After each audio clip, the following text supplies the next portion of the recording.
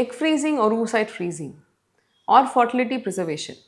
ஒரு பெண்மணி ஐவிஎஃப் பண்ணி கருமுட்டைகளை எடுத்து அதை அப்படியே உறைய வச்சுக்கிறதுக்கு பேர் எக் ஃப்ரீசிங். இது எதுக்காக பண்ணணும்?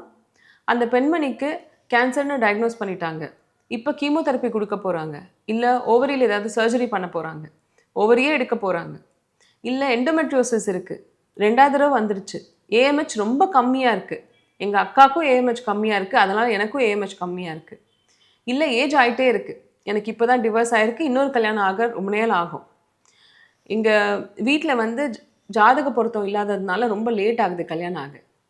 இந்த மாதிரி பலவேறு காரணங்கள்னால உங்களுக்கு கரெக்டான ஏஜில் குழந்தை பெற்றுக்கிறதுக்கு தள்ளி போகுது, கரெக்டான ஏஜில் உங்களால் குழந்தை பெற்றுக்க முடியல அப்படின்னு சொன்னால் நீங்கள் உங்களோட கருமுட்டைகளை உறைய வச்சுக்கலாம்.